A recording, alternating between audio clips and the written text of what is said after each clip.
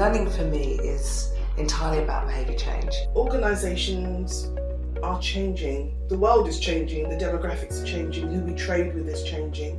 I think hiring for potential is it's like a bit of a misnomer of, or just an alternative way of saying hiring the right people. These are all learning curves and insights that you take on board to try and think about what you implement in. You know, I entered the world of work without any assumptions that there would be barriers because of my gender. Hi, and welcome to the Women in Leadership podcast series brought to you by the Business Transformation Network. It's commonly acknowledged that diversity initiatives improve business outcomes, yet still in 2020, only 29% of senior leadership roles were held by women.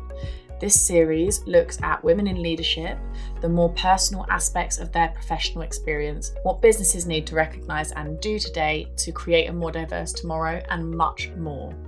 As always, if you enjoy our podcast, please subscribe and leave a review, and all links from the conversation will be shared in the show notes on whichever app you listen to your podcasts on. So let's go ahead and get started.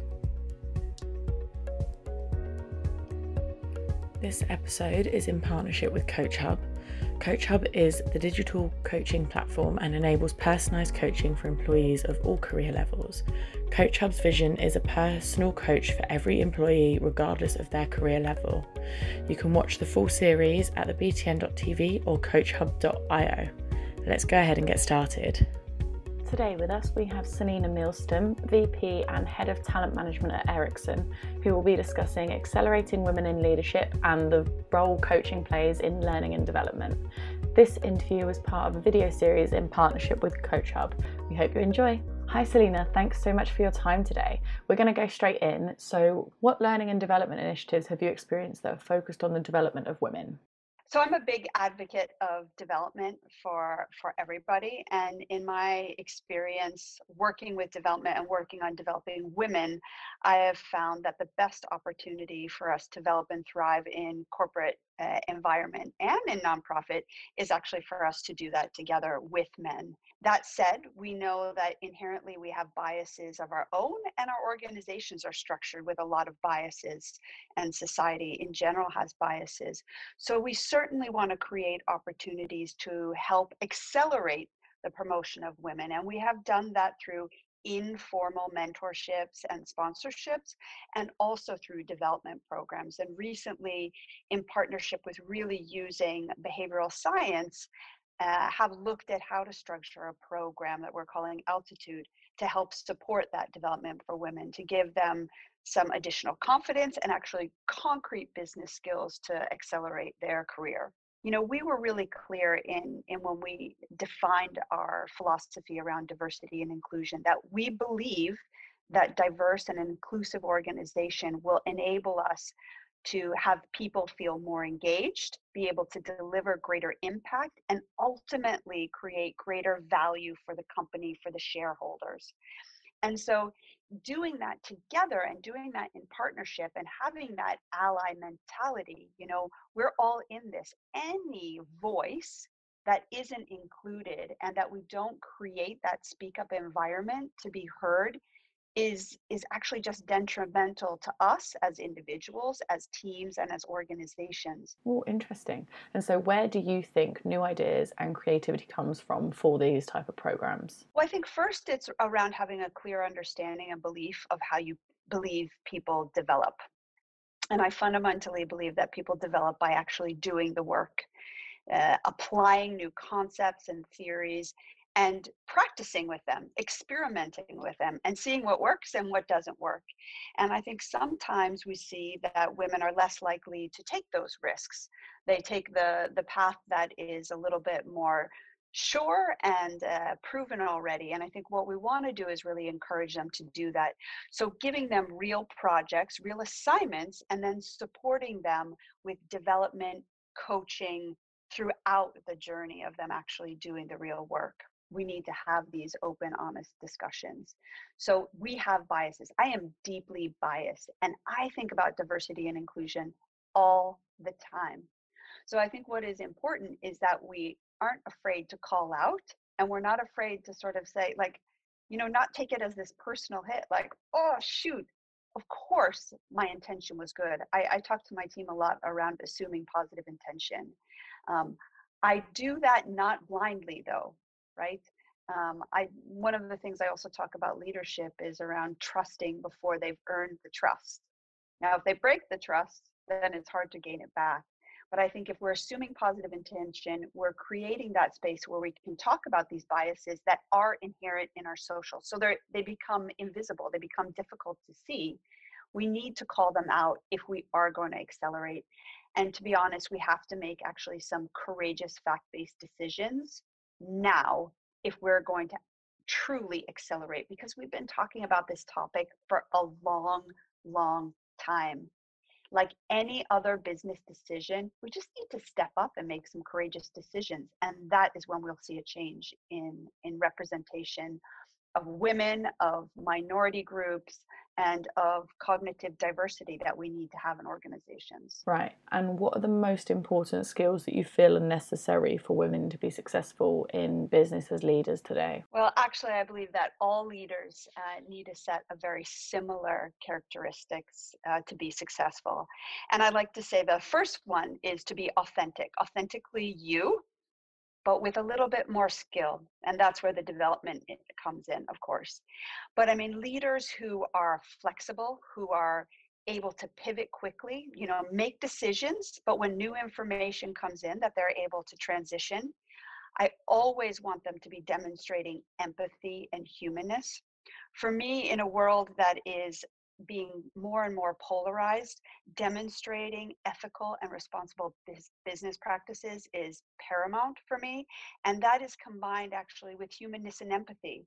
We talk very much about being in a digital transformation, but at the end of the day, we're not robots yet. We're human beings. And we are all going through different challenges. I think now we've been talking about isolation and loneliness with the COVID and a pandemic, and again, polarization around the world in terms of race relations and discrimination across.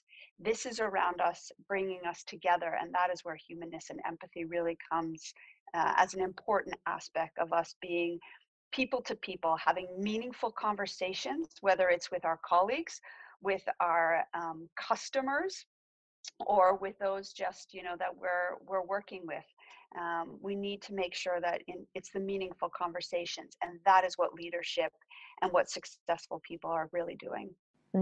Now, a little bit more specific, but how did your organization continue the development during the pandemic, and how will it continue in the near future? Well, I guess I would say that I'm at my best in chaos and gray and disruption. So while I have to admit the psychological and wellness questions come up very strong for me personally, and for those I work with for sure, I love that we've had this opportunity to springboard.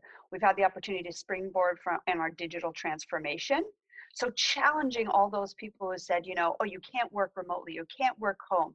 The majority of the people that really suffered there were women who were juggling families and other obligations, really showing that actually this is not around checking boxes or how much time you're at work, but the impact and value you're creating on a daily basis. And that's for men and women, absolutely. But I think this is an opportunity for us to springboard, to move forward, to leverage technology to actually help us work better, work smarter, and really create greater impact for the organizations that we work for, and in essence for society. And that's particularly what I'm passionate about, working at an organization like Ericsson, where we have the ability to actually influence how we're programming, how we're using technology, and de-biasing some of the technology development, software development that we have.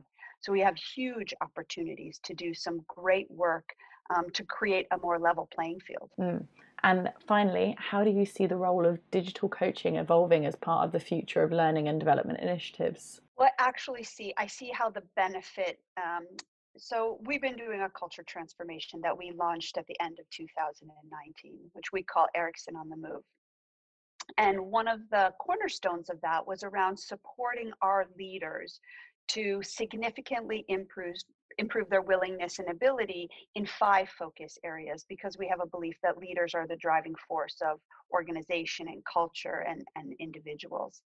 And what we see, though, is that those workshops that we were having face to face, which were all around having meaningful conversations, we had to make a quick decision to shift those to virtual. So we've done that, and we have created an opportunity to show that you can have meaningful conversations in a virtual platform. That said, I would argue that we can never replace fully the importance of those conversations that I like to say we need to have eye to eye. Those conversations that build trust, that build relationship, that really build community, and augmented then through our digital platforms is a great way for the future. I have a team that's geographically dislocated, okay, all over the world. Ericsson has employees in 140 plus countries. So working with teams that are virtual is part of our everyday. But I have to say, having just had my global meeting over the past 3 days, we really missed that face-to-face contact. We had a great meeting, really focused, very strategic, and I think emotional, but emotional because we miss each other and we miss that opportunity to see each other once a year. So I do think the future is absolutely moving towards better use of technology, but will never be replaced by the intimacy that we need to have. But it gives us, again, the opportunity to think about what are those times when we really need to be together, whether we need to be innovative or creative, or as I said before, build trust. And, you know, sometimes that's in between people, eye to eye. Amazing. Thanks so much for your time today, Selina. Thank you so much for tuning into this episode. We hope it gave you a little more insight into what it means to be a female leader today. For more content like this, please subscribe to the BTN website, and we'll see you next time for another fascinating conversation. Thanks.